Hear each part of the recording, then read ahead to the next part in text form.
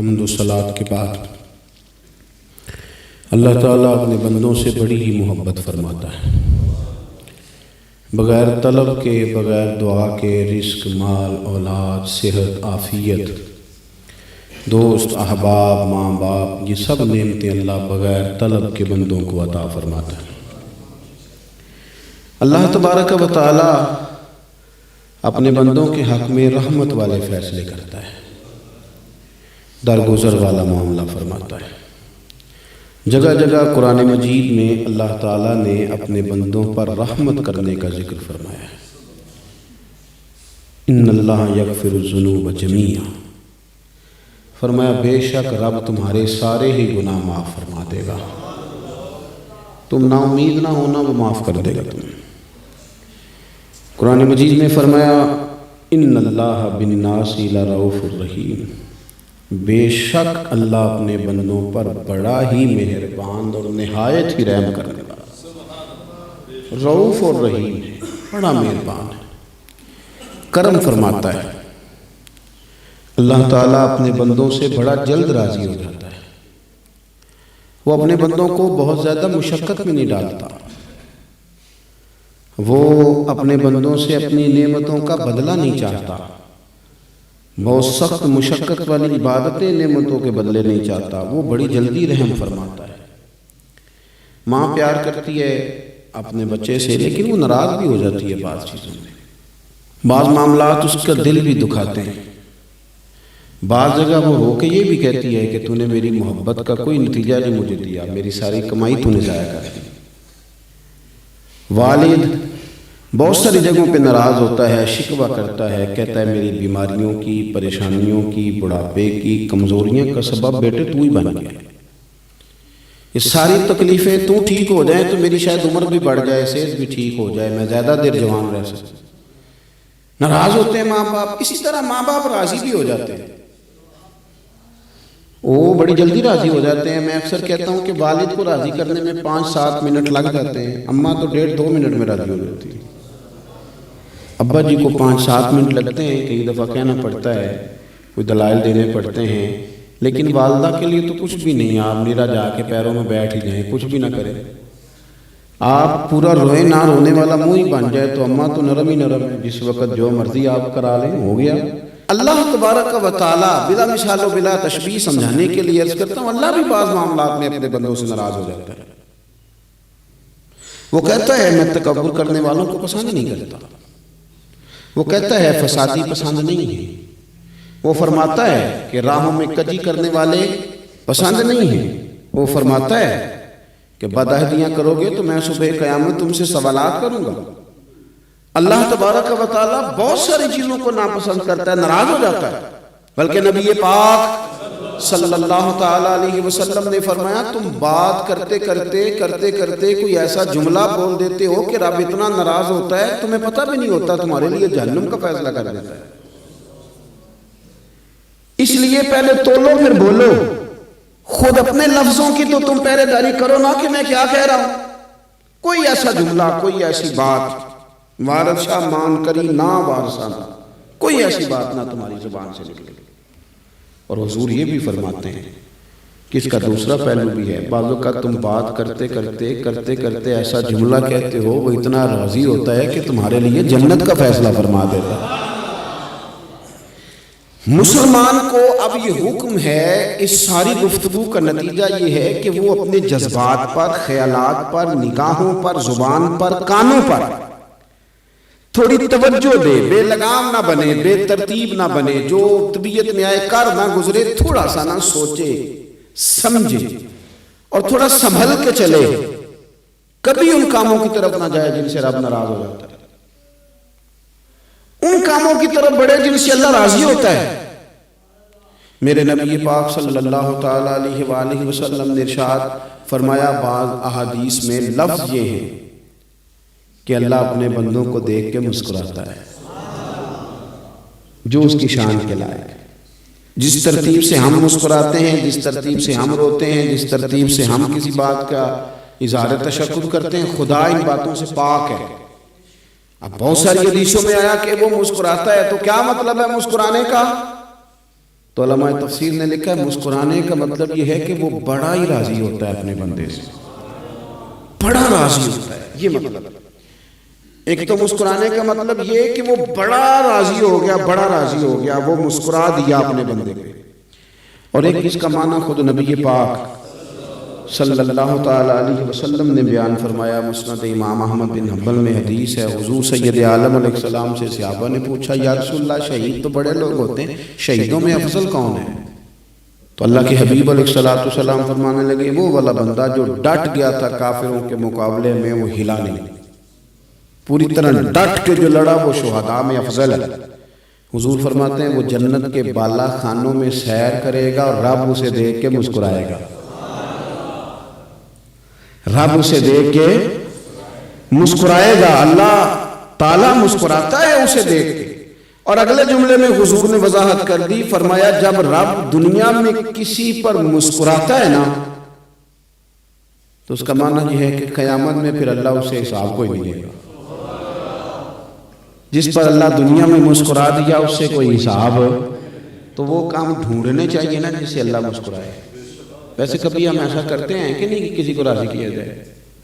یہ کام ہم کرتے ہیں کہ ہماری کمپنی کا جو سربراہ ہے وہ ہم سے راضی رہے، جس ادارے میں ہم پڑھاتے ہیں اس ادارے کا بڑا ہم سے راضی رہے، یہ کرتے ہیں ہم۔ اس کے لیے کچھ نہ کچھ ہیلے بہانے ہم کرتے ہیں، برادری، قبیلہ، علاقہ، بستی، لوگ کسی طریقے سے ہمارے ساتھ مطمئن رہے، کرتے ہیں نا یہ سارے کام۔ اس میں تھوڑی مشکل بھی ہمیں آتی ہے، لیکن کرتے ہیں، کیا کریں؟ گھر میں بھی کئی دفعہ ایسا ماحول بنانا پڑتا ہے۔ چلیں ایک اور میٹھی مثال دیتے ہیں، زیادہ سمجھ میں آئے گی۔ چھوٹا بچہ خوش رہے، آپ اس کے لیے محنت نہیں کرتے، وہ چھوٹا ہے اس کو خوش کرنا فرض ہے ابا پہ، لیکن وہ کہتا ہے کہ میں نے موٹر سائیکل لینا ہے، چھوٹا ہے چلا ہی نہیں پائے گا، تو ابا پھر اسے راضی کرتا ہے، کہتا ہے بیٹے چھوٹا سائیکل لے لے، چل میں تجھے اڑانے والا جہاز لے دیتا ہوں۔ مقصود کیا ہے کہ اس کو ناراض نہیں کرنا، یہ روئے نہ، اس کا دل نہ ٹوٹے۔ ہو یارو سنو نا میں کیا کہہ رہا ہوں، اگر چھوٹے بچے کے لیے وہ چیزیں ڈھونڈتے ہو، میرے ابا جی نا اپنے نواسے کے لیے کھلونا لے کے آئے تو بچہ بڑا ہی کھیلا، تو ابا جی کہنے لگے لو پیسے پورے ہو گئے میرے، بچے کو پسند بڑا ہے نا، پیسے پورے کر چھڑے نے، دیکھو نا جی کتنا اس کو راضی ہوا ہے۔ تو انسان کیا کرتا ہے کہ کوشش کرتا ہے، چھوٹا بچہ بھی ناراض نہ ہو تو وہ چیزیں وہ ڈھونڈتا ہے کہ اس کو کیا پسند ہے، چاکلیٹ لے جاؤں، فلاں چیز لے جاؤں، آئس کریم لے جاؤں۔ تو ایک بچے کے لیے، گھر کے لیے، سربراہ کے لیے اتنی محنت کرتے ہو، تو وہ کام بھی ہمیں ڈھونڈ کے تلاش کرنے چاہیے نا جس سے رب راضی ہوتا ہے، اللہ راضی ہوتا ہے۔ بتاؤں وہ کون سے کام ہیں؟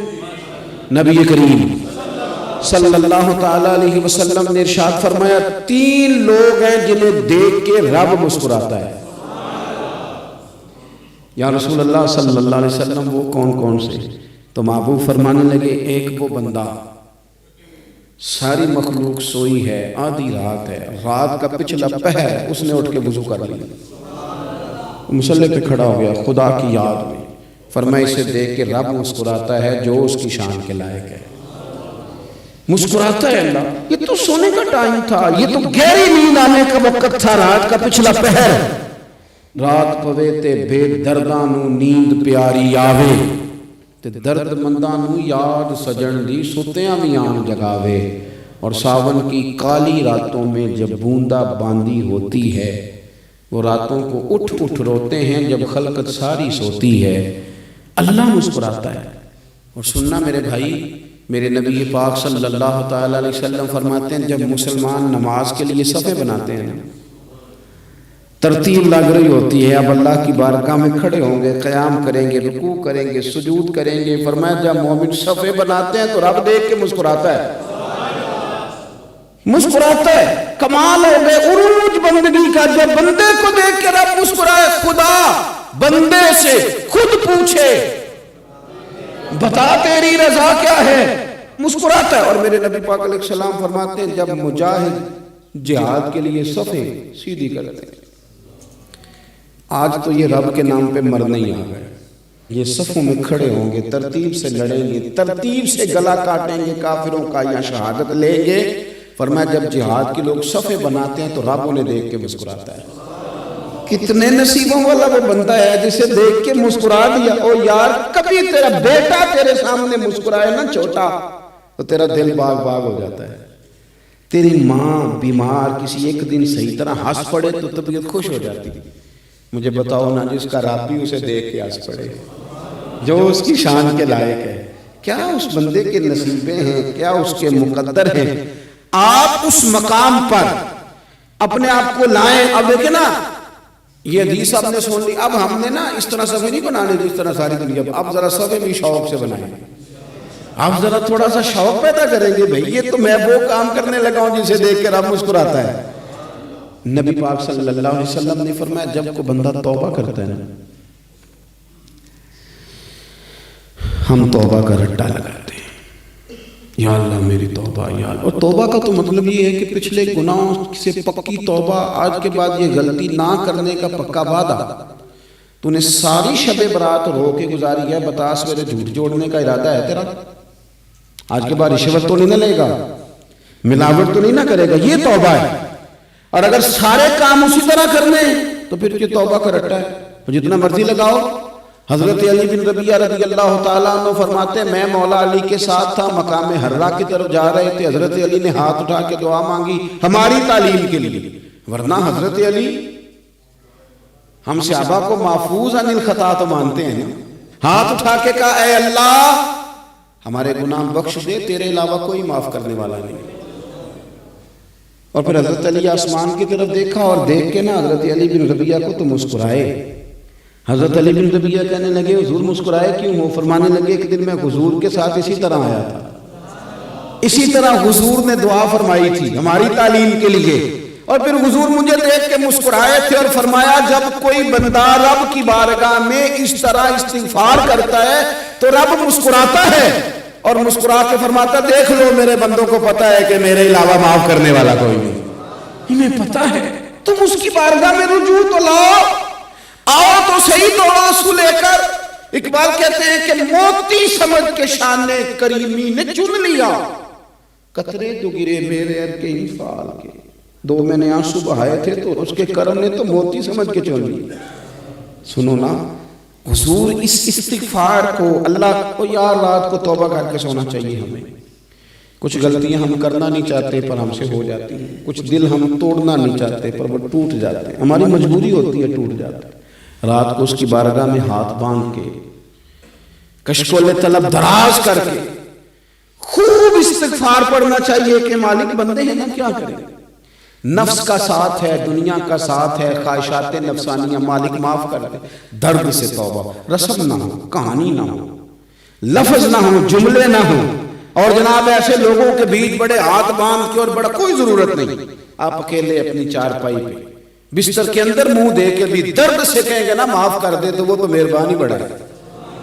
میرے نبی پاک صلی اللہ علیہ وسلم مثال دیتے ہیں, فرمایا ایک آدمی صحرا میں جا رہا, صحابہ سے حضور خطاب کر رہے ہیں, فرمایا ایک آدمی صحرا میں جا رہا تھا, اس نے اپنی اونٹنی پہ کھانا پانی پیسے ہر چیز رکھی ہوئی تھی. صحرا تھا بہت بڑا, درمیان صحرا کے گیا تو تھوڑا سا سستانے کے لیے آرام کرنے کے لیے اونٹنی سے نیچے اترا. اب اس نے اونٹنی کی لگام, اونٹنی کی نکیل اپنے سرہانے کے نیچے رکھی, ہاتھ کے ساتھ پکڑی اور سو گیا. تھوڑی ہی دیر کے بعد جب اس کی آنکھ کھلی تو دیکھا اونٹنی غائب ہے. صحرا میں وہ پیدل نہ آگے جا سکتا ہے, نہ پیچھے جا سکتا ہے, نہ دائیں نہ بائیں, کھانے کو روٹی نہیں, پینے کو پانی کا قطرہ نہیں, تھوڑا ادھر بھاگا ادھر بھاگا, تھک گیا. کریم محبوب فرماتے ہیں وہ پوری طرح نڈھال ہو گیا اور مایوس ہو گیا. مایوس ہو کے دوبارہ اسی جگہ آ کے لیٹ گیا جہاں پہلے لیٹا تھا. انتظار کرنے لگا کہ اب موت ہی آئے گی, آخری وقت ہے, نہ میں پیدل یہ صحرا کراس کر سکتا ہوں, نہ پیچھے جا سکتا ہوں, نہ کھانا ہے نہ پانی ہے, سوائے موت کے کوئی سہارا نہیں. حضور فرماتے ہیں وہ رستے میں دوبارہ لیٹ گیا. اچانک اس نے رخ بدلا تو اونٹنی سامنے کھڑی تھی. حضور نے صحابہ سے پوچھا بتاؤ نا اسے بھلا کتنی کو خوشی ہوگی؟ یا رسول اللہ جسے نئی زندگی مل گئی ہے. آپ دیکھیں نا سارے ڈاکٹروں نے کہہ دیا کہ اس کے جو گردے معدہ جگر ہر چیز ختم ہے, گھر لے جاؤ خدمت کرو, ہر طرف پریشانی ہے. وہ بندہ بھی سمجھ گیا ہے کہ آخری وقت آ گیا, کل جاؤں پرسوں جاؤں, تیاری ہو گئی, سب لوگ آ گئے, باہر والے بھی آ گئے, یہ ماحول ایک عجیب رنگ اختیار کر گیا. اچانک ایک ڈاکٹر نے آ کے کہا نہیں نہیں غلطی لگ گئی تھی. مجھے بتائیے انداز کیا ہوتا ہے؟ بغیر دوائی کے بندہ اٹھ کے کھڑا نہیں ہو جاتا. او میں تو بچ گیا ہوں. نبی پاک صلی اللہ علیہ وسلم فرمانے لگے اس کی اونٹنی مل گئی. بتاؤ بھلا اسے کتنی خوشی ہوگی. یا رسول اللہ وہ تو دوبارہ دنیا میں آ گیا. حضور فرمانے لگے اسے کچھ بھی خوشی نہیں ہوئی. جب کوئی رب کا گناہگار بندہ آ کے توبہ کرتا ہے رب کو اس سے کئی گنا زیادہ خوشی ہوتی ہے. میرا بندہ آ گیا ہے, میرا بندہ آ گیا ہے, میرے گھر آ گیا. اس نے آنسو بہائے ہیں. اس نے کہا اللہ میں تیرا ہی ہوں, تیرا ہی رزق کھاتا ہوں, تیری ہی زمین پہ رہتا ہوں, تیرے نام سے میری سانسیں چلتی ہیں. وہ آ گیا. فرمایا اس اونٹنی والے سے زیادہ رب کو خوشی ہوتی ہے جب گناہگار آ کے توبہ کرے. گناہگاروں کے آنسو اس کی بارگاہ میں بڑے مقبول ہیں, لیکن ہم رسم ادا کرتے ہیں, توبہ نہیں کرتے. ہم اپنے آپ کے ساتھ دھوکہ کرتے ہیں, جھوٹ بولتے ہیں. ہم بندہ کوئی ناراض ہو جائے تو ہمیں کوئی نیند آتی, اس کے گھر چلے جاتے ہیں. ہم اپنے سارے رشتوں کو تعلقات کو مینٹین کر کے رکھنے کے عادی ہیں. ہمیں پتہ ہے کہ وہاں میں نہیں جا سکا تو بیٹا بھیجتا ہوں, فلاں شادی پہ میں نہیں جا سکا تو بھتیجا بھیجتا ہوں, بھائی بھیجتا ہوں. ہر تعلق کا ہم نے خیال رکھا کوئی روٹھ نہ جائے. لیکن کمال ہے یہ نہیں سوچا کہ اگر رب روٹھ گیا تو جب وہ روٹھ جائے نا تو سارے رشتے بھی بندے کے پاس موجود ہوں تو کوئی کرامت نہیں ہوتا. پھر کروڑوں روپیہ جیب میں ہوں تو ڈاکٹروں کی دوائیاں اثر نہیں کرتی. وہ روٹھ جائے تو پھر انسان اس طرح سے پھسلتا ہے کہ بڑے بڑے اس کے پاس دروازے ہوتے ہیں پر کسی جگہ اس کا ہاتھ نہیں لگتا. خدا را خیال کریں, دنیا روٹتی ہے تو روٹ جائے, رب رسول ناراض نہ ہونے پائیں, اس کا خیال کریں. حضور فرماتے ہیں وہ مسکراتا ہے, اسے خوشی ہوتی ہے جب کوئی اس کا بندہ اس کی طرف رجوع کرتا ہے. میرے عزیزو, رسول پاک صلی اللہ تعالی علیہ وسلم نے ان لوگوں کے تذکرے کیے جنہیں دیکھ کے رب مسکراتا ہے. ہم نا گناہگاروں پر بھی فتویٰ دینے میں جلدی کرتے ہیں اور نیکی پر بشارت دینے میں بھی جلدی کرتے ہیں, حالانکہ یہ ہماری ذمہ داری نہیں.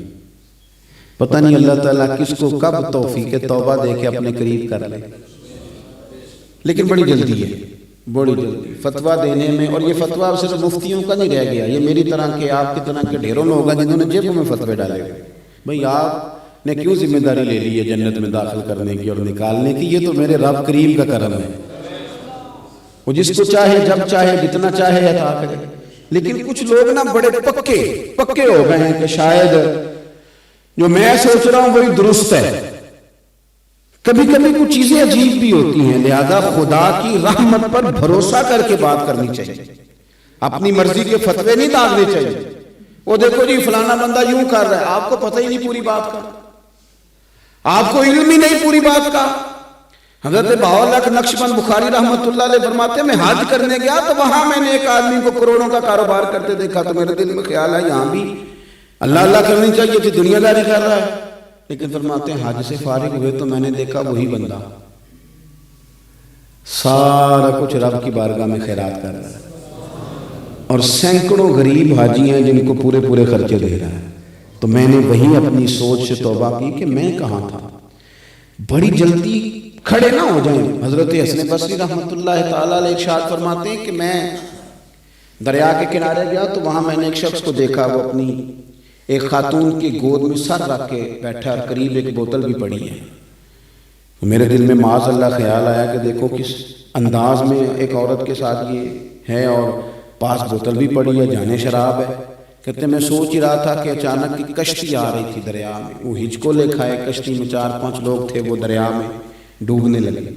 وہ آدمی تیزی سے اٹھا, دریا میں چھلانگ لگائی, پہلے ایک کو نکالا, پھر دوسرا نکالا, پھر تیسرا نکالا, ایک بندہ رہ گیا. کہنے لگا حضور مجھے تو آپ نے گناہگار سمجھا ہے, میں تو بڑے غلط انداز میں یہاں بیٹھا ہوں, آپ نے جو سوچا چلیں گے چوتھا بندہ آپ نکالنا ہے, کرے نا یہ کام, کرے نا یہ کام. بڑے بھولے بھالے بڑے اللہ والے ریاض آپ کو بس ہم ہی جانتے ہیں, اتنی جلدی فتویٰ.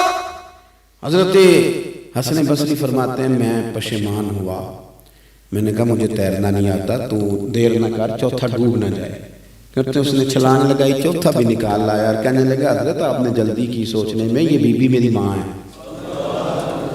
اور یہ سرکے کی بوتل ہے, ہم ماں بیٹے کا یہ مشغلہ ہے کہ یہ وہ جگہ ہے جہاں آ کے لوگ مسافر اترتے ہیں، اور یہاں سے کسی کا گھر 100 میل ہے، کسی کا 200 میل ہے، ہم صبح سرکہ کھجوریں روٹیاں لے کے یہاں آتے ہیں، مسافروں کی نوکری کرتے ہیں، کوئی پریشان ہو تو مدد کرتے ہیں۔ حضرت خواجہ حسن بصری فرماتے ہیں میں نے معافی مانگی، ان سے بھی مانگی، رب سے بھی مانگی، انہوں نے مانگ لی نا بزرگ تھے، پر ہم کو نہیں تیار مانگنے کو۔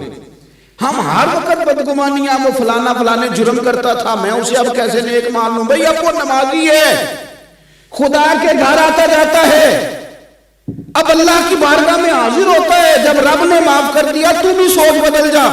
سنیں حضور کیا فرماتے ہیں، نبی پاک صاحب الولاد صلی اللہ تعالی علیہ وسلم فرماتے ہیں، مسند امام احمد بن حنبل دیکھیے، فرمایا رب اس وقت بڑا ہی مسکرائے گا جب قاتل بھی جنت میں جائے گا، مقتول بھی جنت میں جائے گا۔ یا رسول اللہ مقتول تو گیا، یہ قاتل کیسے چلا گیا؟ حضور فرماتے ہیں جائے گا، اور جائے گا اور رب مسکرائے گا، جو اس کی شان کے لائق ہے۔ یا رسول اللہ کس طرح؟ تو نبی پاک صلی اللہ علیہ وسلم فرمانے لگے اس نے ایک مومن کو قتل کیا تھا، وہ شہید ہو کے جنت میں چلا گیا، اب اللہ نے بعد میں اسے توبہ کی توفیق دے دی، پہلے اس نے کلمہ پڑھا، پھر یہ میدان میں اترا، کافروں سے لڑا، یہ شہید ہوا، رب نے اسے بھی جنت دے دی۔ قاتل بھی جنت میں، مقتول بھی جنت میں، اور بات اتنی انوکھی ہے کہ رب دیکھ کے مسکرا رہا ہے، جو اس کی شان کے لائق ہے۔ ہم جلدی میں ہیں، ہم انتظار نہیں کر رہے کہ شاید توبہ کر جائے، ہم انتظار نہیں کر رہے، لیکن میرے عزیز اتنی جلدی نہ کرے، سوچوں کا صاف ہونا، ذہنوں کا پاک ہونا، اور لوگوں کے بارے میں گمان کا اچھا ہونا۔ آپ کسی نفسیات کے ڈاکٹر کے پاس چلے جائیں، اسے کہیں ٹینشن بڑھی ہے، میں ان کے مضامین پڑھتا رہتا ہوں، وہ سب سے پہلا سبق آپ کو یہ پڑھائیں گے کہ اچھا سوچا کریں۔ اچھا سوچنے سے بندہ تندرست رہتا ہے۔ کس سے بندہ تندرست رہتا ہے؟ ہیں جی واقعی، یعنی اس والے پڑوسی کے بارے میں بھی اچھا سوچنا ہے گھر میں، اس والے کے بارے میں بھی، چھوٹے بھائی کے بارے میں بھی اچھا سوچنا ہے، اور بڑے کے بارے میں بھی اچھا ہی سوچنا ہے، یعنی اپنی برادری قبیلے کے بارے میں بھی اچھا سوچیں، جو قبیلے کا نہیں اس کے بارے میں بھی چلیں تھوڑا سا اچھا سوچ لیں، اپنے بارے میں تو اچھا سوچا ہے بڑا۔ میں کہتا ہوں کہ ہم اپنی غلطیوں سمیت اپنے آپ سے بڑا پیار کرتے ہیں، اور دوسرے کی ایک غلطی نظر آ جائے تو ہمیں گھنانے لگ جاتی ہے۔ آپ جلدی نہ کریں، مالک نے موقع دیا ہے بندوں کو، نہ وہ کسی کا رزق چھین رہا ہے، نہ سانسیں چھین رہا ہے، وہ اپنی زمین پہ چلنے بھی دے رہا ہے، رہنے بھی دے رہا ہے، تو جب اس نے موقع دیا ہے آپ بھی تھوڑا موقع دیں۔ اللہ بڑا کریم ہے، دروازے کھولے گا، اس کے بندے اس کی بارگاہ تک پہنچیں گے۔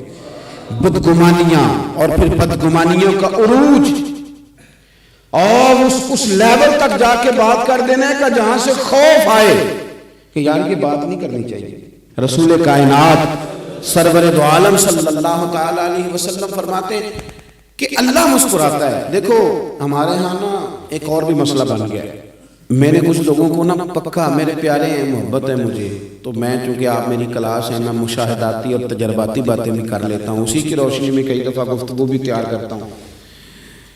کچھ لوگوں نے نا پکا ذہن بنا لیا یہ کہنے کا کہ ہاتھ بڑا تنگ ہے، پکا، آپ جس وقت پوچھ لیں ان کا ہاتھ اور بڑا ہی زیادہ تنگ ہے۔